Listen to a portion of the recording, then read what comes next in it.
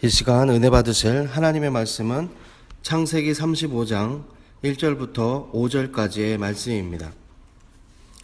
하나님이 야곱에게 이르시되 일어나 베델로 올라가서 거기 거주하며 내가 내 형 에서의 낯을 피하여 도망하던 때에 내게 나타났던 하나님께 거기서 제단을 쌓으라 하신지라. 야곱이 이에 자기 집안 사람과 자기와 함께한 모든 자에게 이르되 너희 중에 있는 이방 신상들을 버리고 자신을 정결하게 하고 너희들의 의복을 바꾸어 입으라. 우리가 일어나 베델로 올라가자. 내 환난 날에 내게 응답하시며 내가 가는 길에서 나와 함께 하신 하나님께 내가 거기서 제단을 쌓으려 하노라 하매, 그들이 자기 손에 있는 모든 이방 신상들과 자기 귀에 있는 귀고리들을 야곱에게 주는지라. 야곱이 그것들을 세겜 근처 상수리 나무 아래에 묻고 그들이 떠났으나 하나님이 그 사면 고울들로 크게 두려워하게 하셨으므로 야곱의 아들들을 추격하는 자가 없었더라. 아멘.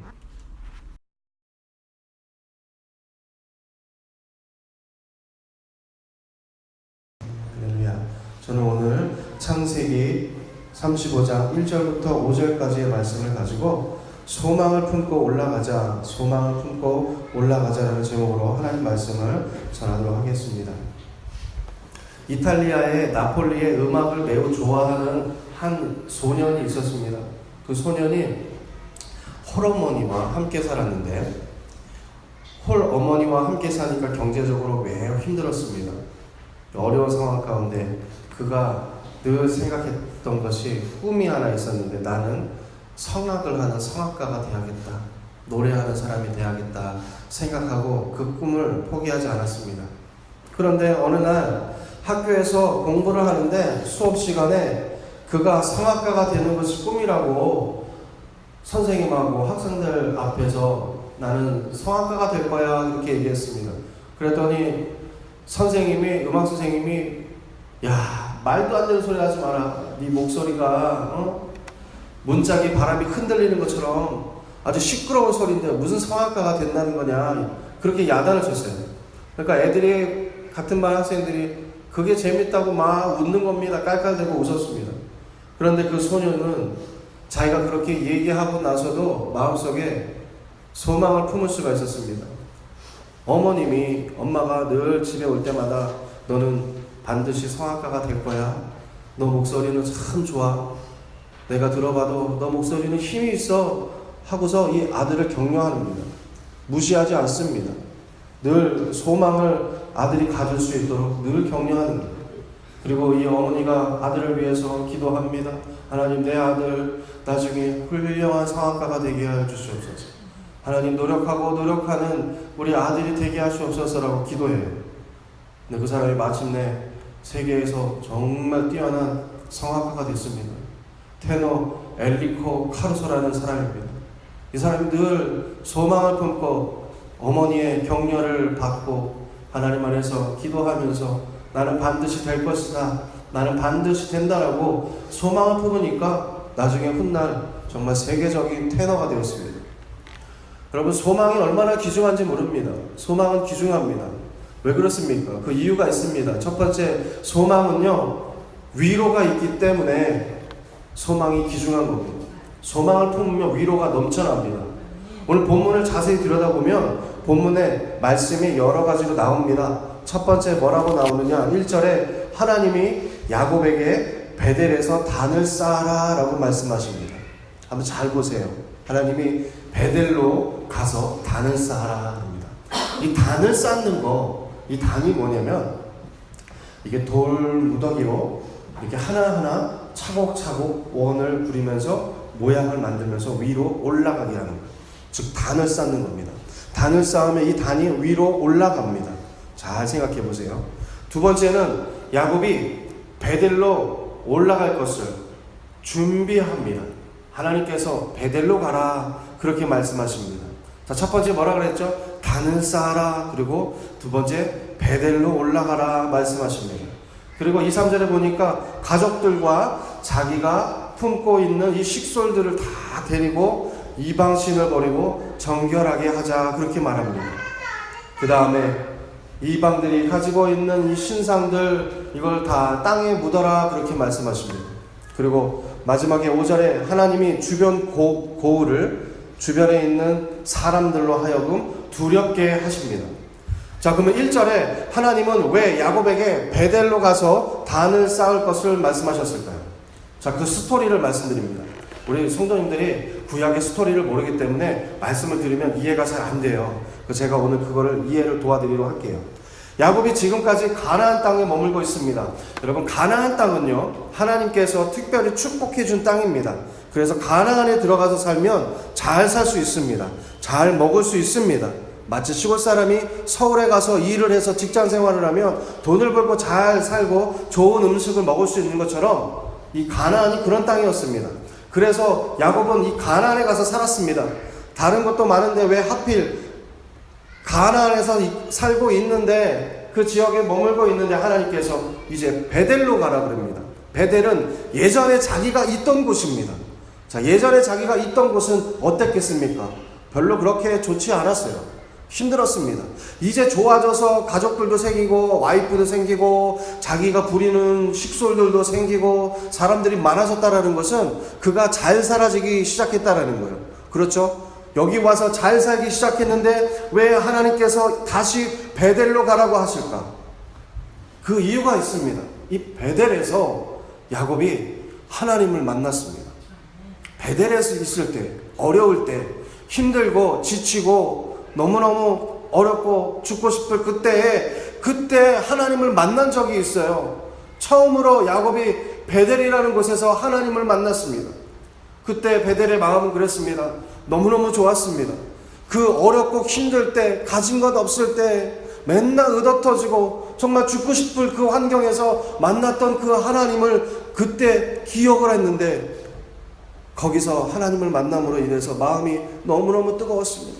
마음이 위로를 받았습니다. 그리고 내가 나중에 잘 살게 되면, 내가 나중에 좋아지면 그때 하나님을, 나에게 위로를 주신, 나에게 힘을 주신 그 하나님을 내가 제대로 섬겨야겠다 생각했던 그곳이 베델이었습니다. 가나안에 있는, 지금 잘 살고 있는 이곳에서 하나님은 베델로 가라고 말씀하십니다.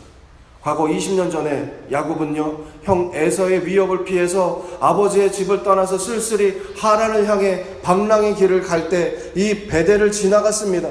베델에서 처음으로 하나님과 인격적인 만남을 가졌습니다. 여러분, 하나님과 인격적인 만남을 가지셨습니까? 아직 그런 적이 없다면 하나님과 한번 깊이 한번 만나보시기 바랍니다. 저는 제가 잊을 수 없는 기억이 있어요. 제가 중학교 3학년 때 여의도 순복음교회 오살리 채자슬 기념금식 기도원에서 그 넓은 방바닥에 학생들이 수천 명 있는데 그 가운데 앉아 있었습니다. 저는 그때 제가 앉아 있었던 거 기억합니다. 그 끄트머리, 땀냄새, 그 습한 그 여러 가지 여름 날씨에 모기에 물려서 정말 피곤했던 그때 거기 앉아서 3일째 저녁에 성령 대망회를 하는데 하나님께서 그때 저를 만나 주시더라고요. 제가 그때 눈물을 많이 흘렸습니다. 얼마나 울면서 하나님 앞에 중학교 3학년이 회개를 하고 하나님 잘못했습니다, 하나님 용서해 주세요 하고 그때 하나님을 처음 만났을 때 그때 기분이 너무너무 이상했습니다. 꼭 여기 와서 하나님을 만난 그 순간 그때가 얼마나 기분이 이상하든지 마음이 씻은 듯이 깨끗해지는 것 같고, 그리고 하나님이 나를 만나 주셨다는 그 생각에 이제 내가 하나님을 위해서 무엇인가를 드리면서 살아야겠다, 눈물로 그렇게 고백하면서 그 방바닥에 있는 장판에 무늬에 제 눈물이 뚝뚝 떨어지는 것을 제가 기억을 합니다. 그때가 너무너무 그립습니다. 너무너무 좋습니다. 야곱도 베델에서 그랬습니다. 눈물을 흘리면서 하나님을 깊이 인격적으로 만났던 그때로 하나님께서 다시 돌아가라 말씀하십니다. 그래서 거기에 가서 단을 쌓아라 그렇게 말씀하십니다. 야곱은요, 하나님의 은혜와 보호로 인해서 많은 처와 자식과 소유를 거느리고 인생을 지금 잘 삽니다. 근데 가나안으로 돌아왔지만 세월이 지나면서 점점 무엇이 바뀌었냐? 그가 시간이 지나면 지날수록 하나님을 더 깊이 섬겨야 된다고 자기가 그렇게 하겠다고 서원했는데도 불구하고 이제 시간이 지나니까 잊어버리면서 자기 계획대로 살아가기 시작했습니다. 그러면서 이제 돈도 벌고 그리고 집도 얻고 그리고 와이프도 생기고 애들도 생기고 그러니까 점점 가족 중심, 나 중심으로 살아가기 시작했어요. 그런데 어떤 일이 생기느냐 한번 보시기 바랍니다. 그때 세겜 땅에서 살고 있는데 그때 가족들이 많았습니다. 형제가 많았습니다. 이 세겜 땅에 젊은 추장이었던 이 세겜이라는 사람이 있어요. 이 세겜이 아들 많은 집에 유일하게 있던 이 야곱의 막내딸을 겁탈을 합니다. 그리고 자기가 가지려고 그 아이를 취합니다. 이 막내딸 이름이 디나입니다. 이 디나라는 막내딸이 그때 거기서 상처를 받습니다. 여러 아들 중에서 유일하게 있는 이 막내딸 얼마나 이쁘겠습니까? 아들만 많은 집안에 딸이 하나 있으면 그 딸이 너무너무 소중하지 않습니까? 그 딸을 얼마나 우리가 이뻐하겠습니까? 근데 그 정말 이뻐하고 사랑스러웠던 그 딸이 그 지역에 있는 남자에게 그 일을 당하고 나니까 이 야곱이 너무너무 마음이 아픕니다. 야곱은 자신에게 일어난 여러 가지 일들, 이 막내딸이 그 일을 당한 것부터 시작해서 그리고 아들들 주변에 여러 가지 일들이 생기고 그리고 자기 주변에 여러 일들이 생기니까 이러한 일들 때문에 너무너무 힘들고 고난스럽습니다. 고통스럽습니다. 그렇지 않습니까? 우리도 살면서 애들 문제 때문에 힘들어지고 부모 문제 때문에 힘들어지거나 자식 때문에 힘들어집니다. 돈 때문에 힘들어지고 사업 때문에 힘들어집니다. 내가 예전보다 더 지금 좋아진 것 같고 잘 살고 있고 이제 뭐 어려움이 없는데 이상하게 문제가 많이 생겨요. 어려워집니다. 똑같았습니다. 야곱도 그랬습니다. 그래서 자기가 이 고난을 겪으면서 생각한 게 있어요. 무슨 생각하냐? 내가 왜 자꾸 이런 일이 생기지? 내가 없을 때는 그렇게 큰 일이 별로 없었는데 이제 잘 살고 좋아진 것 같은 이 순간에 내가 왜 이렇게 점점 힘들어지고 내 딸은 또 왜 이런 일이 생길까? 그렇게 그가 생각을 합니다. 그러면서 거기서 생각했던 깨달았던 게 하나 있습니다. 그게 뭐였냐? 내가 하나님을 너무 멀리 떠나왔나? 내가 하나님 섬기겠다고 예수 믿겠다고 하면서 하나님을 너무 멀리 떠나온 건 아닌가? 그때 야곱이 그렇게 생각했습니다. 다시 신앙의 첫사랑을 회복하기를 원합니다. 예전처럼 다시 하나님 안에서 잘 살고 싶은데 믿음 갖고 싶은데 그래서 첫사랑을 다시 회복해야겠다 생각하면서 과거를 되돌아봅니다. 언제 내가 하나님과 가장 좋은 만남을 가졌었나 생각해 보니까 그게 베델에서 눈물로 기도했을 그때예요. 그걸 하나님도 기억하셨습니다. 여러분 누군가를 만나서 가장 기뻐하는 그 순간 우리는 꼭 기억하지 않습니까? 추억으로 담아두지 않습니까? 그때 그 사람을 만났을 때 가장 좋았다라고 생각하지 않습니까? 하나님도 똑같아요. 하나님도 우리랑 인격이 똑같으신 분이라 하나님도 그 순간을 기억하십니다. 그래서 야곱에게 말합니다. 세겜을 거기 있지 말고 내가 너를 만났던 그 베델로 너 다시 올 수 없니? 그렇게 말씀하십니다. 그래서 가고자 합니다. 그때 그 장소로 가고자 합니다. 하나님께서 과거 야곱에게 주셨던 바로 그 말씀을 통해 우리에게 첫사랑을 회복시켜 주시고 그리고 다시 거기 가서 하나님을 다시 깊이 만나기를 원해서 이제 정리를 합니다. 그 정리하는 말씀이 바로 오늘 말씀이에요. 가서 단을 쌓자. 그리고 거기 가서 예배도 드리고 그리고 내가 가지고 있는 이방 신들을 섬겼던 하나님을 등한시하고 내가 중요하게 생각했던 이 여러 가지들을 이제 땅에 묻고 가자. 이제 다 버리고 하나님을 향해서 가자. 그렇게 얘기합니다. 여러분 우리도 그렇습니다. 우리도요 지금 가지고 있는 자리 여러분이 지금 생활하고 있는 자리에서 세속의 자리에서 타협의 자리에서 불신앙의 자리에서 일어서서 하나님을 만날 그 장소로 여러분 달려가야 될 줄 믿습니다. 하나님은 그렇게 우리를 만나기를 원하십니다. 우리가 첫 신앙의 자리 하나님을 깊이 만났던 그 순간으로 다시 가시기를 원하십니다. 그곳에서 처음의 신앙과 순수함, 열심을 다시 회복하기를 원하고 그리고 위로를 받기를 하나님은 원하십니다. 여러분 얼마나 힘드십니까?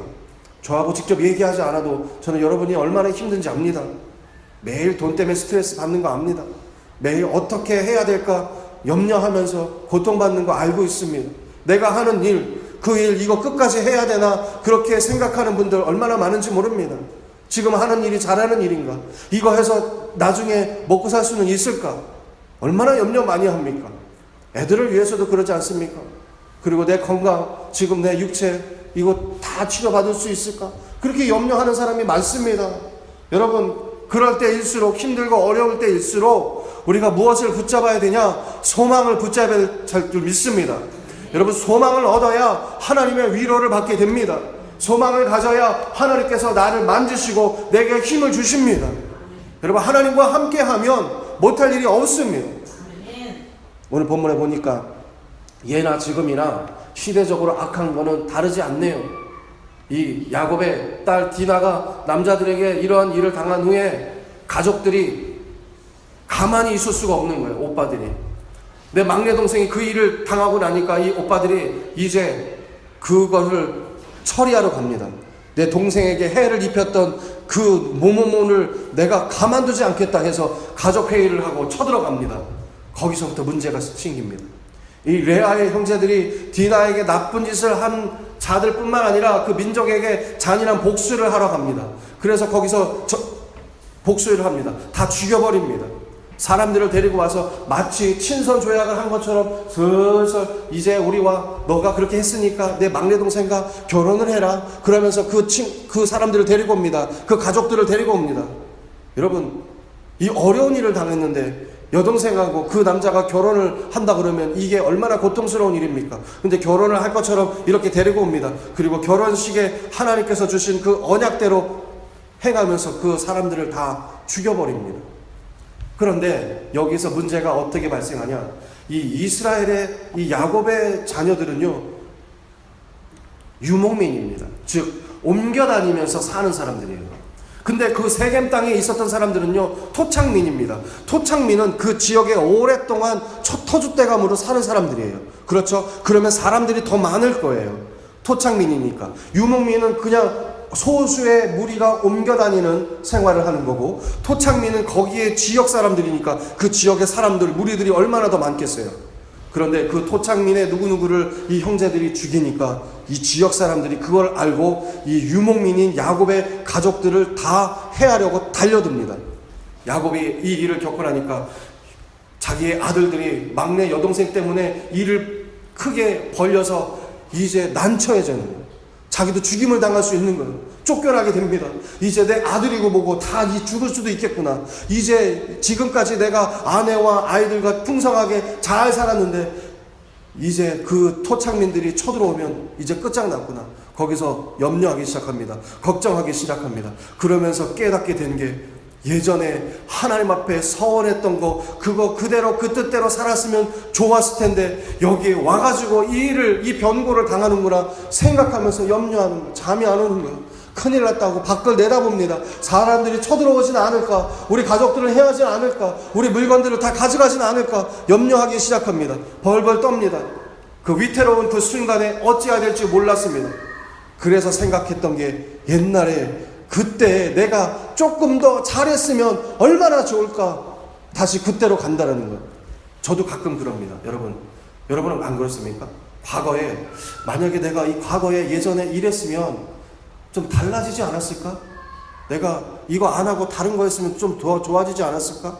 내가 하나님 앞에 기도하면서 그때 이렇게만 했어도 지금의 이 결과가 생기지 않았지 않을까? 그렇게 과거를 회상하진 않습니까? 야곱도 그렇게 생각했습니다.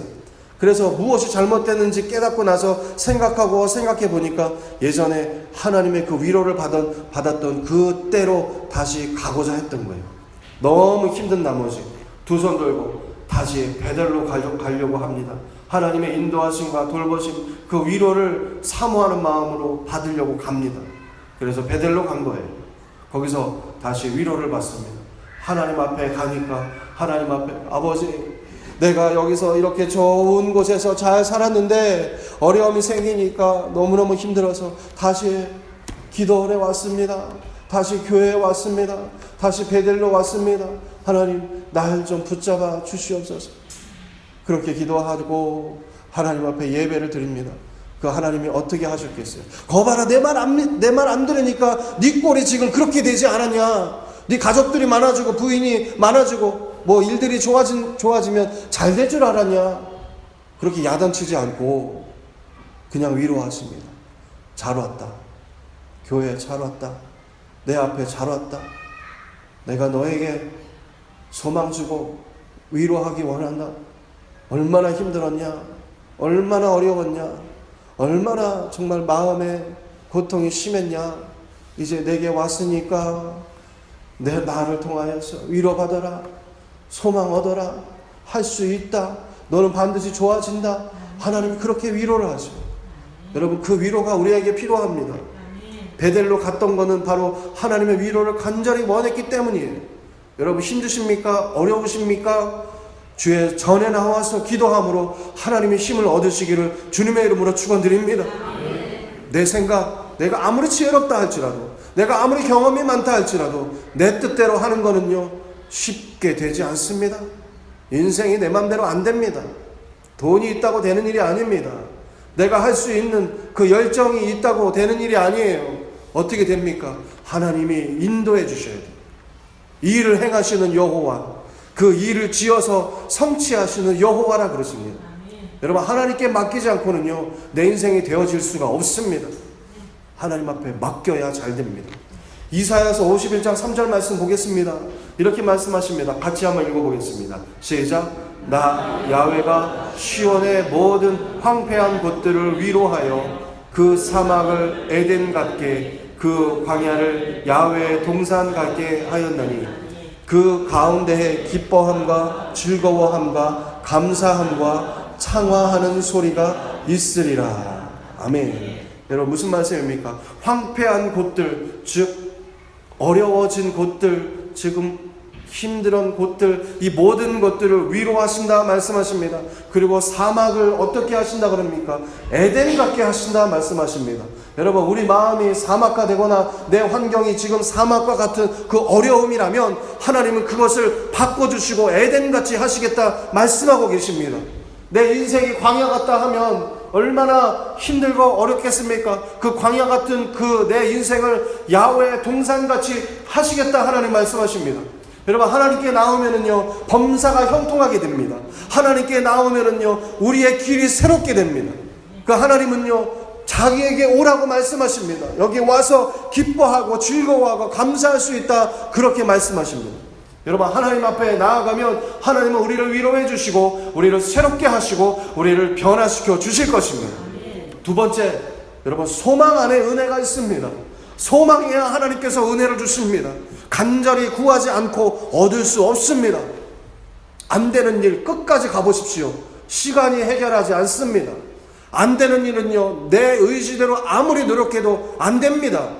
제가요 교회를 하면서 알게 된 게 있는데, 교회를 하기 전에 가게들도 많이 봤습니다.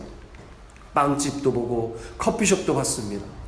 자기가 은퇴하면서 가지고 나온 모든 연금 또는 퇴직금 1억인지 2억인지 그 돈을 가지고 가게를 합니다. 그 가게를 하는데 되는 사람이 거의 없습니다. 죄다 경기가 안 좋아서 망합니다. 그런데 유독 잘 되는 집도 있어요. 여러분, 우리의 인생이요 돈이 있다고, 경험이 있다고, 지혜가 있다고 되지 않습니다. 그거는 남녀노소를 불문하고 안 되는 건 안 돼요. 그런데 어떻게 할 수 있습니까? 여러분, 하나님 안에 거하면 반드시 잘 되게 되어 있어요. 제가 좋아하는 토스트, 이삭 토스트 잘 먹습니다. 그 토스트 얼마나 맛있는지 몰라요. 근데 그 토스트를 먹으면요 이 권사님이 이 토스트를 위해서 얼마나 많이 기도를 하고 하나님이 이 음식을 얼마나 축복을 하셨는지 알 수가 있어요. 중국 땅에 지금 이삭 토스트가 깔려있대요. 그 권사님이 늘 기도합니다. 하나님, 나의 행사에 축복하시고 나의 가게를 복되게 하시옵소서. 한평 남짓한 그 조그마한 미역화 안에서 시작했던 그 토스트 가게가 이제는요 전 세계로 나갑니다. 그 권사님을 만나서 인터뷰를 한 적이 있습니다. 그 권사님 뭐라 그럽니까? 늘 하나님 앞에 기도한다는 거예요. 새벽에 나가서 하나님, 나의 가게 잘 되게 하시옵소서. 오늘 벌이 뭐 2만원 3만원 밖에 되지 않은 하루 일당 하나님 축복하여 주시옵소서. 늘 그렇게 기도했습니다. 소망을 하나님께 두었습니다. 그랬더니 하나님께서 축복을 주시는데 감당할 수 없는 축복으로 계속해서 채워주셨다는 거예요. 여러분요, 소망을 하나님 앞에 두면요, 하나님께서 은혜로 채워주십니다. 야곱은 이 세겜에서 올라올 때 하나님의 은혜보다 눈에 보이는 환경을 더 소중히 여겼습니다. 여러분, 그렇습니다. 여러분, 우리는요, 눈에 보이는 거 먼저 따라갑니다. 환경이 좋아 보이면, 시설이 좋아 보이면, 그리고 눈에 보기에 번듯하면 그것이 잘 될 거라고 생각합니다. 은혜 받기 위해서 좋은 곳으로, 좋은 시설로 찾아갑니다. 그리고 거기 가면 은혜를 받을 거라 생각합니다. 그런데 하나님 어떻게 하십니까? 거기 가면요, 환경만 보고 오게 하시더라고요. 저도 좋은 교회를 많이 가봤습니다. 그리고 허름한 교회도 많이 가봤습니다. 환경을 보고 갈 때마다 매번 은혜를 받지 못했어요. 그런데요, 정말 아무것도 없는 교회, 그 교회에 가서 기도할 때는요, 얼마나 은혜가 되는지 몰라요. 야곱도 똑같았습니다. 이 가나안이 보기에 좋았습니다. 그 땅이 보기에 좋았습니다. 그래서 거기를 갑니다. 거기를 가서 잘 지낼 거라 생각했습니다. 지내면서 갑자기 일들이 자꾸 펑펑펑펑 터지니까 무엇이 문제인지 그때 생각했다는 거예요. 세겜에서는요, 그는 어떠한 은혜도 찾을 수가 없었습니다. 오늘날 그리스도인들이요, 하나님의 은혜를 사모하고 갈망하지만 이 환경적인 요인, 이거 더 중요하게 여기는 경향이 있어요. 다 그렇지는 않습니다. 그런데 환경이 좋아지면 편해질 것이다, 삶이 좀 편해지면 평안을 더 얻을 것이다 생각합니다. 그러나 부요해질수록, 편안해질수록 문제와 근심은 더 깊어져요. 더 어렵습니다. 여러분, 부자들이 더 근심이 많고 더 염려가 많습니다. 문제는요, 세상에서는요, 진정한 은혜를, 하나님의 인도하심을 받기가 어렵습니다. 은혜를 어떻게 받습니까? 은혜는요, 하나님으로부터 옵니다. 하나님을 봐야 합니다. 여러분, 교회에 나와서 예배 드리면 하나님만 보시기 바랍니다. 목사의 생긴새, 말투가 아니라 정말 십자가만 보면서, 하나님만 보면서 은혜 받으시기 바랍니다. 은혜가 있으면요, 모든 것이 평안해집니다. 은혜가 있으면, 은혜가 충만하면요, 모든 것이 변화됩니다. 여러분, 은혜는 하나님으로부터 오는 것이기에 은혜를 구하는 성도님이 되시기를 주님의 이름으로 축원드립니다. 받고자 하면 주십니다. 하나님, 나를 위로하시고 내게 힘 주시옵소서라고 기도하면요, 하나님은 능력의 그 팔로 장중에 붙잡아 주십니다. 어떤 목사님이 17살 때 200명이 모이는 교회에 부임하게 됐습니다. 그 교회에 가니까 사람들이 많아요. 어떤 여자 집사님이 목사님에게 늘 얘기하는 게 있어요. 너 힘듭니다, 목사님. 너무너무 힘듭니다. 그렇게 얘기해요. 그러면서 이렇게 얘기합니다. 내게는 아무 소망이 없어요. 목사님, 저는 소망이 없습니다. 소망을 둘 데도 없고 소망이 없어요. 그렇게 얘기합니다. 그 목사님이 그래서 정중하게 그 여자 집사님에게 얘기합니다. 뭐라고 얘기합니까? 집사님, 차라리 교회 나오지 않는 게 좋겠어요. 교회 그냥 오지 마세요. 그렇게 얘기했습니다. 그랬더니 이 집사님이, 아니요, 내가 교회를 왜 안 갑니까? 교회는 그래도 갈 거예요. 교회는 갑니다. 교회를 떠날 수 없습니다. 그렇게 얘기합니다. 근데 목사님께서, 그러면요, 소망이 없단 말 이제 하지 마세요. 그렇게 얘기했어요. 그랬더니 이 집사님이, 아니 목사님, 소망 없는 걸 어떡합니까? 소망이 안 생기는 건, 소망 안 생기는 건 어쩔 수 없습니다. 소망이 없어요. 그렇게 얘기합니다. 목사님께서, 그러면 교회에 와서요, 많은 사람들 앞에 그렇게 얘기하세요. 예수님은 거짓말쟁이입니다. 그렇게 한번 얘기해 보시기 바랍니다. 소망이 없다 하니까 집사님이, 아이 목사님, 그렇게 할 수 없습니다. 어떻게 예수님이 거짓말쟁이라고 얘기합니까? 예수님의 말씀은 진리인데 그렇게 또 말할 수는 없어요. 그렇게 얘기합니다. 그랬더니 목사님이, 그럼 그 남아있는, 있는지 없는지 모르는 그 집사님의 소망 제가 10,000원에 살 테니까 그 소망 저에게 주세요. 그렇게 얘기했어요. 그랬더니 이 집사님이 생각해 보니까 그 남아있지도 않는, 없는, 있는지 없는지 모르는 그 소망 10,000원에 팔려고 하니까 갑자기 그게 아까워지는 거예요. 그래서 팔 수 없습니다, 목사님. 그래도 요 조금 있는 그 소망, 요거 팔 수는 없어요. 아니 100만원 준다 해도 요거는 팔 수 없네요. 그렇게 하면서 그 소망을 품기 시작했습니다. 그래서 목사님하고 대화했던 걸 늘 기억합니다. 조금이나마 남아있는 그 소망 버릴 수 없다. 그 소망, 조금이라도 있는 그 소망 내가 가져야겠다 생각하기 시작했습니다. 그때부터 그 소망을 기억하기 시작했습니다. 내게 소망은 없지는 않다. 소망은 있다. 소망이 있으니까 그 소망을 품어야겠다 생각합니다. 그래서 그 집사님이 교회에 나올 때마다 소망을 갖기 시작했습니다.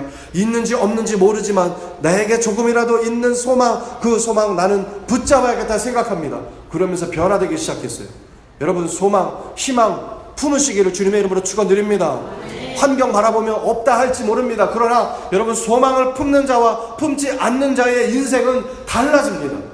목표가 있어야 됩니다. 희망이 있어야 됩니다. 소망이 있어야 됩니다. 어디서 그 소망을 찾을 수 있습니까? 예수님을 믿고 그 소망을 품으면 하나님께서 희망을 통하여서 열매 맺게 해 주십니다. 반드시 달라져요. 여러분이 하는 일들 가운데 소망 품으면 하나님은요, 그 품은 소망을 통하여서 40배, 1000배, 만배, 100배 이상의 열매를 맺게 해주십니다. 하나님의 최소 단위는요 30배입니다. 하나님은 2배로 해줄게 하지 않으십니다. 최소의 단위가 곱하기 30이라는 거예요. 30배 열매를 맺게 해주실 것입니다. 내가 오늘 10,000원밖에, 아니 얼마 되지 않는 1푼의 돈을 벌었다 하면 여러분, 소망 품고 하나님께 달려가 보십시오. 그러면 하나님은요 최소 30배, 60배, 100배, 1000배, 만배로 열매 맺게 해 주실 것입니다. 소망을 얻기 위해서 7가지 비결이 있어요. 여러분, 이렇게 하면 여러분 소망 얻을 수 있습니다. 첫 번째, 나도 할 수 있다는 생각을 시작하면 됩니다. 할 수 있다는 생각으로 뭐든지 시작하시기 바랍니다. 안 될 일이 없습니다. 하나님에게 기도하고 하나님 주시면, 하나님 함께 하시면 난 할 수 있습니다. 그렇게 생각하면요, 나에게 있는 잠재적인 특별한 능력이 발생하기 시작합니다. 할 수 없다고 생각하면 못합니다. 그러나 할 수 있다, 나는 반드시 한다 생각하면 반드시 잘 돼요. 여러분, 그거 아세요? 저는요 사람들 앞에서 말 못하는 사람이었습니다. 저는 초등학교 때 웅변 모임에 우리 선생님이 저를 넣으셨어요. 제가 그때 애들 앞에서요, 앞에 나와서 말을 하는데 말문이 이게 안 열리는 거예요. 벌벌벌 떨기 시작해서 그때 그 많은 학생들 앞에서 울었어요. 제가 말을 못해서 얼마나 창피하든지 집에 와가지고 그냥 한마디라도 할 걸. 왜 나는 사람들 앞에 서면, 이렇게 많은 사람들 앞에 서면 이렇게 몸을 덜덜덜 떠는 걸까? 그게 집에 와서 후회가 되는 거예요. 그리고 교회에서도 기도를 시키면 기도를 못 하겠는 거예요. 너무 떨려가지고 말문이 안 열리는 거예요. 그게 대학 때까지 그랬어요. 그래서 어느 날 어떤 목사님이 말씀하십니다. 할 수 있다고 생각하면 하게 된다. 그래서 나도 생각해 봤어요. 할 수 있지 않을까? 해보면 되지 않을까? 생각을 바꾸기 시작했습니다. 여러분, 할 수 있다는 생각으로 시작하면 반드시 되어지게 되어 있습니다. 두 번째, 목표를 마음의 소원과 일치시키시기 바랍니다. 내 마음의 목표, 내 생각의 목표를요, 그리고 이 소원을 마음의 목표하고 일치시키면 반드시 그게 이루어집니다. 여러분, 내가 할 수 있는 게 이만큼이면 다음에는 저만큼을 해야겠다 생각하고 목표를 두면요, 소망을 품으면 그것이 소원과 일치되면 반드시 이루어집니다. 그리고 세 번째, 부정적인 생각을 버리시기 바랍니다. 여러분, 나이 드셨다고 못할 일 없습니다. 저는요 80 되신 분이 선교사역을 펼치고 구제사역 펼치는 거 봤습니다. 그분은 무일푼으로 한국에 왔어요. 그런데 자기가 하겠다고 생각하니까 얼마든지 하시더라고요. 제가 그분에게 용기를 얻었습니다. 그분은 나이가 80이 넘었는데 저에게 늘 충고하는 거예요. 내 나이 올해 26이야. 26살 청춘에 나는 할 수 있어. 그렇게 얘기하십니다. 목사님의 나이가 80이 넘으셨는데, 근데요 그분이 저보다 더 잘하십니다. 얼마나 열정적이라 하는지 몰라요. 여러분, 나는 안 돼, 할 수 없어, 나 같은 게 뭘 할 수 있겠어, 내 나이가 몇인데, 그 생각은 갖다 집어 던지시기 바랍니다. 할 수 있습니다. 부정적인 생각 버리시기 바랍니다. 네 번째, 언제나 긍정의 말을 매일 반복하시기 바랍니다. 나는 잘 된다. 여러분, 한번 따라 하시기 바랍니다. 나는 잘 됩니다. 나는 성공한다. 나는 할 수 있습니다. 여러분, 그 말을 계속해서 내뱉으시기 바랍니다. 소망이 생기고 꿈이 생길 것입니다. 다섯 번째, 여러분, 대가를 지불하시기 바랍니다. 그게 무슨 말입니까? 여러분, 노력하시기 바랍니다. 진정한 성공은요 노력으로 이루어지기 때문에 힘을 다하시기 바랍니다. 가만히 앉아서 떡이 나오기를 바라면요 절대 생기지 않습니다. 한번 찾아봐야 되는 거예요. 어디에 떡이 있나. 제가 엊그저께 우리 이한이가 한 행동을 제가 들었어요. 무슨 행동을 하느냐. 배가 고프다면서 세영이 이모를 데리고 갑니다. 그리고 먹을 거를 달라는 거예요. 그러면서 냉장고를 향해서 갑니다. 그 냉장고를 문을 엽니다. 먹을 게 있는지 없는지 모릅니다. 찾습니다. 내가 먹을 게 이 냉장고 안에 뭐가 있을까? 땅콩이 있었습니다. 그 땅콩을 집어옵니다. 그러면서 얘기합니다. 이거 내가 먹을 거야. 내가 먹을 수 있어. 그리고 그 땅콩을 통째로 다 가지고 갑니다. 그리고 앉아서 TV 앞에서 텔레비전을 보면서 땅콩을 다 자기 입에 집어넣습니다. 그렇게 하는 겁니다. 여러분, 구하고 찾으면, 노력하면 반드시 내 입에 들어가게 되어 있습니다. 여섯 번째, 낙심하지 마시기 바랍니다. 포기하지 마시기 바랍니다. 문제가 생겼다고, 어려움 닥쳤다고 낙심하지 마시기 바랍니다. 7번 넘어져도 8번째 일어나게 하십니다. 용기 잃지 마시기 바랍니다. 하나님은요, 내가 넘어지면 쓰러지고 엎드러지지 않게 하시는 하나님이라고 성경에 말씀하십니다. 여러분, 예전에 어떤 일이 있었는지 몰라요. 그러나 과거에 내가 겪었던 상처가 있다면 그거 주님께 맡기고 나를 일으키시는 그 하나님을 통하여서 힘을 얻으시기 바랍니다. 독수리 날개치며 올라감 같은 그 힘을 주실 것입니다. 마지막으로 여러분, 될 수 있는 대로 꿈을 크게 가지시기 바랍니다. 지금보다 몇 배는 더 커질 것이다. 여러분, 호랑이를 그리다가 실패하면 고양이라도 그릴 수 있습니다. 꿈을 가지면 반드시 그 꿈의 형태가 만들어지기 시작합니다. 그러니까 여러분, 꿈을 가지시고 그 큰 꿈을 품으시기를 주님의 이름으로 축원드립니다. 마지막 세 번째, 소망 안에 보호가 있습니다. 내가 소망을 품으면 하나님은 나를 보호하십니다. 우리들이 살아갈 때 보호가 얼마나 필요합니까? 위기는 누구에게나 닥쳐옵니다. 나는 잘 될 거, 만사형통할 것 같지만 인생이 그렇지 않습니다. 희노애락이 있어요. 올라갈 때 있으면 내려갈 때 있습니다. 이 내려갈 때 계속해서 내려가는 사람도 있습니다. 그럴 때 여러분, 하나님께 구하시기 바랍니다. 우리는 누군가가 우리를 보호해 줘야 됩니다. 이 본문의 말씀에 야곱도 전혀 예기치 못한 이 위기에서, 세겜에서 있을 때 일이 터졌어요. 두려움이 앞을 가렸습니다. 하나님의 보호가 아니면 소망이 없는 절박한 상황이었습니다. 그때 야곱의 두 아들이 디나의 이 오빠 시므온과 레위가 세계 남자들을 다 죽여버리니까 결과적으로 이 가나안 족속과 브리스 족속이 그 사실을 알고 가만히 있지 않았습니다. 풍전등화 같은 그런 상황 가운데 야곱이요, 하나님의 보호를 신청합니다. 하나님 좀 도와주시옵소서. 하나님 도와주세요. 지금 내 문제 도와주시옵소서. 나의 육체의 문제 도와주시옵소서. 나의 경제적인 문제 도와주시옵소서. 하나님, 내 인생의 문제 도와주시옵소서. 하나님, 내 아내의 문제 도와주시옵소서. 도와달라고 하나님께 요청하면 하나님은 도와주십니다.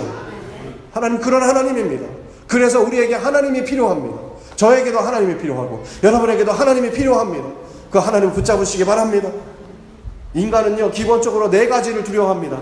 첫 번째, 잃어버릴까봐 두려워합니다. 상실을 두려워합니다. 부인을 잃어버릴까봐, 내 가게를 뺏길까봐, 내 돈을 뺏길까봐, 건강을 잃어버릴까봐, 물질이 사라질까봐, 직장이 사라질까봐, 이거 두려워합니다. 여러분, 두려워하지 마시기 바랍니다. 잃어버릴 것에 두려워하지 마시기 바랍니다. 하나님은 우리가 잃어버린 것뿐만 아니라 잃어버렸다 할지라도 그것을 찾아주시고 그 이상의 것을 더해 주실 것입니다. 여러분, 고난에 대해 두려워합니다. 여러분, 육체적인 고난 당하면 두려워합니다. 정신적인 고난 당하면 두려워합니다. 물질적으로 고난 당하면 두려워합니다. 여러분, 두려움은요, 우리를 더 크게 해야 합니다. 전쟁 때 죽은 사람보다 전쟁 때문에 두려워해서 죽은 사람이 더 많아요. 희한하지 않습니까? 총에 맞거나 폭격을 당해 죽은 사람보다 전쟁 때문에 두려워해서 시름시름 앓다가 죽은 사람이 많습니다. 안에 생기니까. 여러분, 우리는 그렇게 삽니다. 뭐 생길까봐 두려워하지 않습니까? 여러분, 그러지 않습니까? 내가 이렇게 해서 문제가 생기면 그것 때문에 고민하고 두려워하지 않습니까? 여러분, 주님께 맡기시기 바랍니다. 하나님은 고쳐주십니다. 하나님은 인도해 주십니다. 여러분, 지난주 설교가 어땠습니까? 하나님은 채찍 들지 않으면 우리를 사생자를 그냥 놔두지 않는다고 그랬어요. 하나님은 분명히 말씀하십니다. 그 말씀하실 때 채찍을 들기 전에 우리는요, 하나님 앞에 회개하고 기도하고 돌아와야 돼요. 여러분, 두려워하지 마시고 주님만 잘 섬기면 마음의 기쁨과 평안이 넘쳐날 줄 믿습니다. 실패에 대한 두려움도 버리시기 바랍니다. 안 될까봐 두려워하지 마세요. 그리고 죽음에 대한 두려움도 버리시기 바랍니다. 암에 걸리지 않을까, 사고 나지 않을까, 이런 두려움 다 버리시기 바랍니다. 여러분은 반드시 잘 됩니다. 이사야서 43장 말씀, 우리 이거 말씀 보고 마치도록 하겠습니다. 같이 한번 읽어보겠습니다. 시작. 너는 두려워 말라. 내가 너를 구속하였고 내가 너를 지명하여 불렀나니 너는 내 것이라.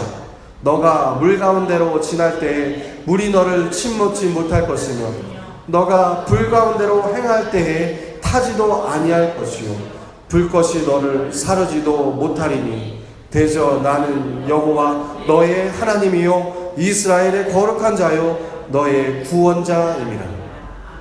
여러분 두려워하지 마시기 바랍니다. 하나님은요 교회를 통하여서 위로하시고 은혜를 주시고 보호해 주시고 돌봐 주십니다.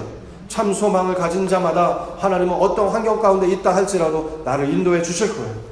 가족의 문제, 직장의 문제, 사업장의 문제 많지만 그러나 여러분 소망 잃지 마시기 바랍니다. 소망이 있고 목표가 있어야 하나님은 위로하시고 돌봐주시고 인도해 주십니다. 캄캄한 밤이라 할지라도 주님의 빛을 따라서 걸어가서 하나님께 영광 돌리는 여러분 되시기를 주님의 이름으로 축원드립니다. 기도하겠습니다.